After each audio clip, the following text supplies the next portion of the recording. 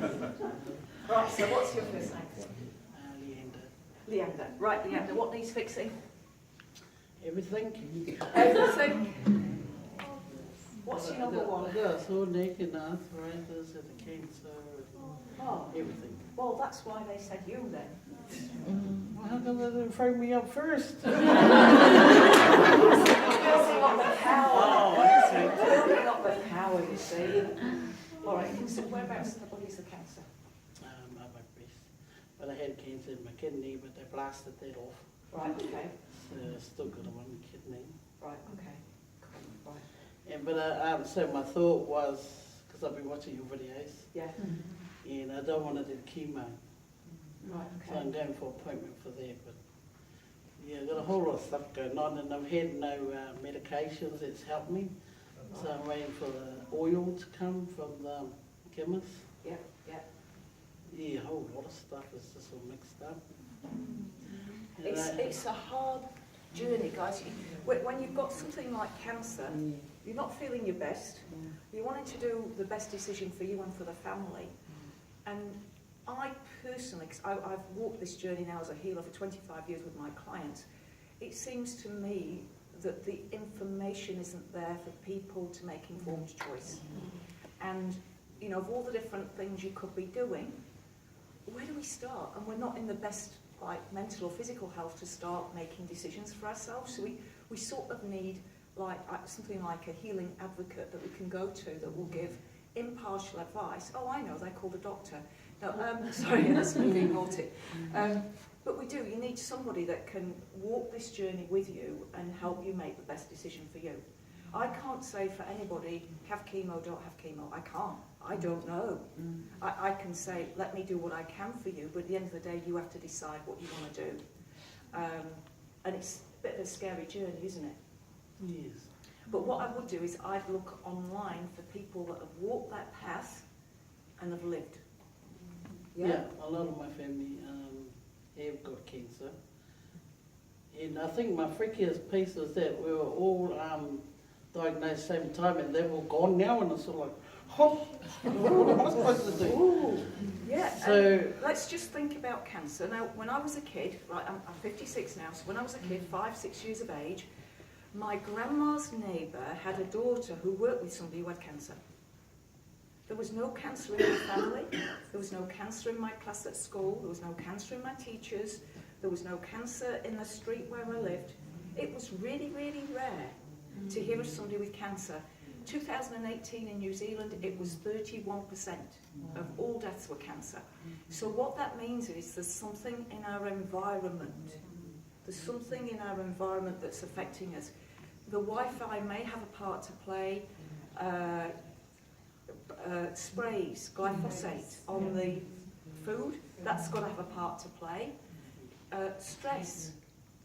If you haven't got money to pay bills or run a vehicle, you know, some people are in a situation where they've got a sick kidney and they've got no bloody money to put petrol in a car. That's just wrong. Yeah. So I hear what you're saying,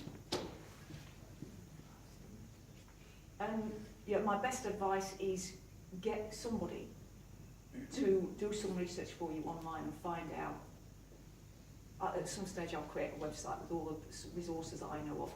But look, if GC Math was here, I'd have no hesitation in saying get yourself some GC Math. And so you might have somebody in the family see if they can get some from somewhere. Yeah, David Noakes has been shut down. So remember, look for that clip of film, The Persecution of David Noakes. It will leave you in no uncertain terms knowing that they don't want you to get well. Because they've got a cure for cancer. since I heard you saying that, You've got to find it, got to find this stuff. And it wasn't expensive, it was costing £380 to treat somebody, as opposed to it's 40,000 for chemo. You know, so why, shouldn't they be saying, oh wow, you're amazing, let's share that? No, they've shut him down, thrown him in jail. He's out at the moment, and there's some good clips of film on YouTube about it. All right, so we're going to work on everything. Right, in that case, we are going to use the Restoration album. All right, so the very first music album I made was called Restoration with Metal Goodall. and this has got the ease on. And then he sets them to music, and the most powerful track on the whole album is called Restoration, and it's for anybody that needs to restore something, like you need your pancreas resetting or the kidneys need resetting. I don't know yet to what extent it works for people, I just don't know, but you listen to it with headphones and you'll feel it doing stuff in your brain. And that's what I'm going to use as I work on you, yeah?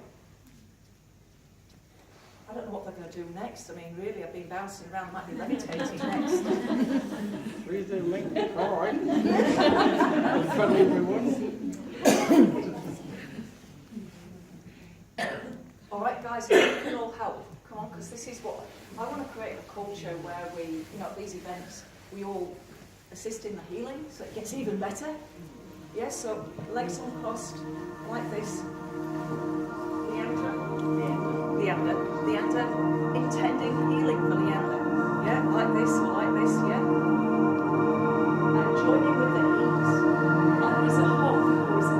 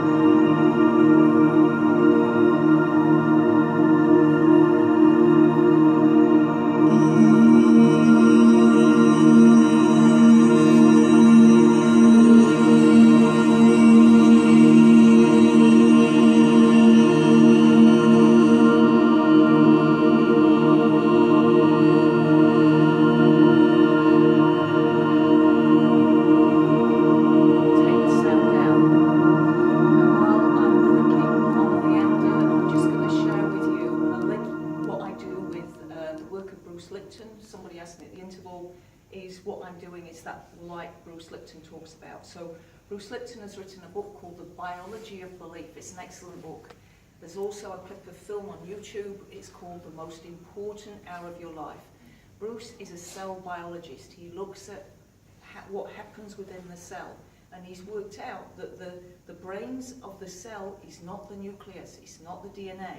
The DNA is just like a blueprint to produce more cells. It doesn't have an on-off switch. What determines what your DNA does is the outer cell membrane. The outer cell membrane is the brain of the cell. It decides what nutrients come in and what goes out. Yeah? And what determines how a cell is the environment. Now, in these bodies, the environment is our blood. So it's all about nutrition. So doctors should know about nutrition, but they don't, sadly. Yeah? My cancer clients that I see, when I say to them, what has your doctor told you about nutrition? They've said, nothing. It's key. Some cancers feed on sugars. Some cancers feed on fat. Yeah? There's a lady that's written a book that's about starving cancer. I forget the lady's name. Anything that's hormonal, so breast, ovaries, those cancers feed on fats. So you cut fats out of the diet. Doctors should know this. Yeah? Doctors should know this. Yeah, so we need to educate ourselves. But what's happening in our media is any information like that's being called false news. Just like any concerns about the vaccines. False news. Rubbish. Rubbish. There are people that are curing themselves of cancer. The rest of us need to know how they did it. What was it they did? Yeah.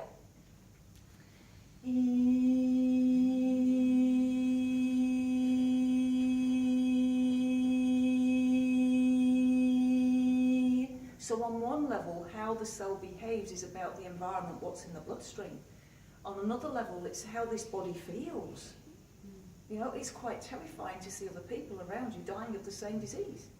Yeah, it creates fear. And then you've got the wider environment as well. All right, and all of that environment determines what happens in your cells.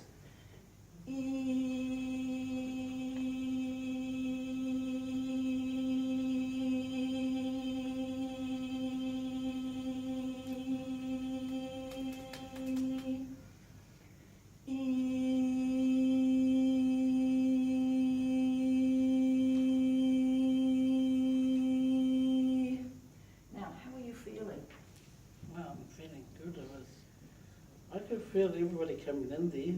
Yeah, it was waves, it was great, guys. It was like, wow, it was awesome, wasn't it? Seemed like I was in another dimension right now. Yeah, awesome. Nice feeling, Dave. Yeah. Give her a round of applause.